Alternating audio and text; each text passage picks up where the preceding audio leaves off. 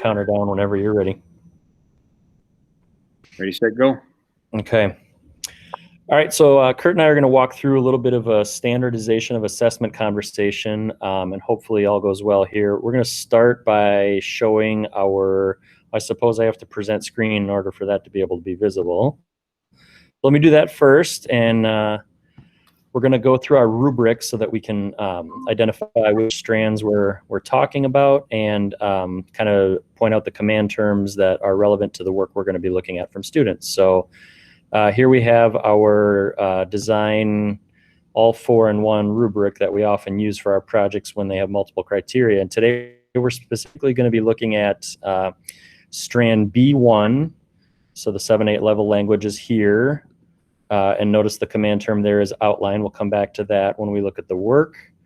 We're going to look at strand C2, which is here. And the command terms or the qualifiers there is excellent technical skill.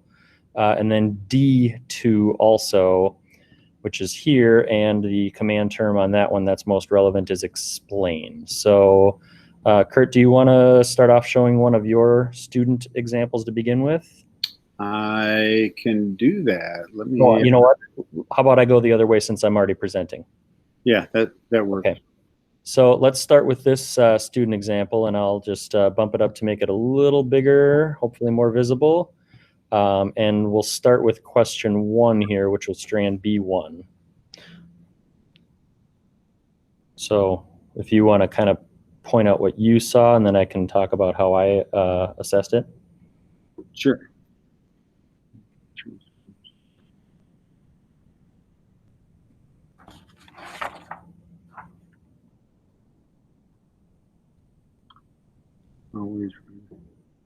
Okay. Do you want me to say what I would give it? Yeah, and maybe in relation to the strand language. So for B1, it says develops a design specification which outlines the success criteria. Yep. Yeah. What do you see?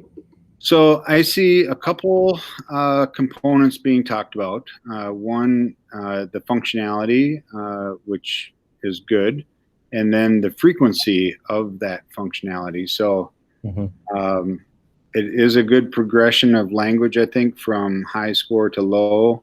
Hand always, hand regularly, hand sometimes, hand rarely. Right. That's a logical progression. And then the second component, hand almost always only turns one page, hand generally turns only one page, seldom. So I'd say it's pretty good. There could be more components that are talked about. 2 is not bad. So I would probably say, because I'd say that that sample identifies the success criteria for the design of a solution, which is in the 5-6 band. So I would lean a little bit towards a 5 on that one. Yeah, that's exactly what I gave it, was a 5, and I agree with what you said. We often look at this strand as looking for design specs that are objective, so that someone else can look at a rubric and use it. And so to me, the languages of kind of the 2 separate ideas were a little bit conflicting or a little bit confusing. And I thought maybe somebody who was trying to use the rubric might see that as well. But I agree with you. She's got the idea of following a progression of language, always, regularly, back to rarely, etc. So yeah, I said a 5 as well. Let's look at C2, which in our design rubrics has to do with their building skill, their technical skill. And so we usually do that visually or through images, if not in person like this. So I'm going to see if, I don't know if that zooms in a little more closely there for you, Kurt, but what do you see in terms of what she gave us here? I'm seeing a pretty simplistic design, knowing the experience with the complexity of other prosthetic hands that we've seen over the years here. I'm going to say satisfactory on technical skills. I've seen, fingers of other hands have a lot more curl motion to them, a lot more flexibility, which will lead to a better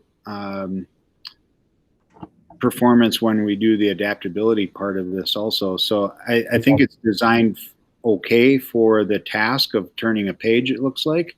Right. But I would lean probably towards a 4 because I'd say it's a satisfactory technical skill. Yeah. And it's not something that we outline specifics for what we're looking, because what we're really more looking for is variety of creativity of building and problem solving. So it's hard to give a specific checklist of things, but in past years, I know we kind of look for symmetry, clean finished look, complexity, those sorts of things.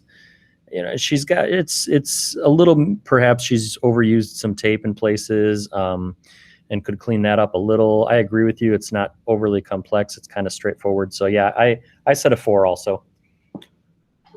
Wow, we're batting 1,000 here. We are actually pretty good so far. All right, last one for this student is D2, which has to do with explaining the success of the project versus the criteria they set to be successful. So here's D2 in this space.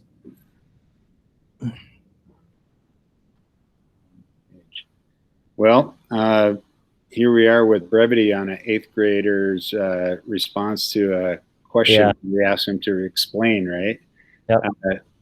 I can't recall how many thousands of times we've talked to students about the complexity of their answers when it starts out with explain, but we'll have another conversation about that. So brevity is my first concern, and looking, to me, this is a statement.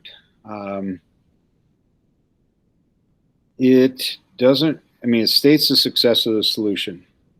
So which is 1-2 band. So I'd lean towards a 2 on this, even though it's accurate, it's correct. It is extremely brief. Yeah. And right. So the key command term here is explain. We usually ask for the what and the why. We often make a connection to their knowledge of Lang and Lit class with point proof commentary style writing, so that they're giving a full account of it. It's definitely brief here. And I noticed actually when I went back and looked, she actually just copy and pasted the language from the rubric score she gave it. So that's why it is brief and straightforward. Yeah. So I think there's a point of conversation to have with the students here about the difference between using the wording from the rubric directly as a response and building on that wording through an explanation, which the command term asks for. Right. I give it a 3. I could also live with a 2, like you identified.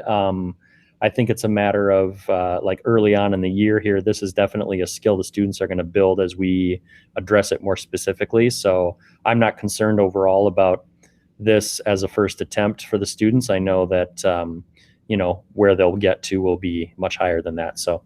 Yeah, you bring up a good point, and that's a good thing to change or check, because even in our directions, you said using words from your rubric. So she literally did that. Yeah. So I could see a 3 on that point, that she literally went back to her rubric and did use the words that she had written there. But good conversation to have with them then to say more. About that, right? So true formative work that's informing our instruction for next time. So do you want to go ahead and share one of your student examples real quickly?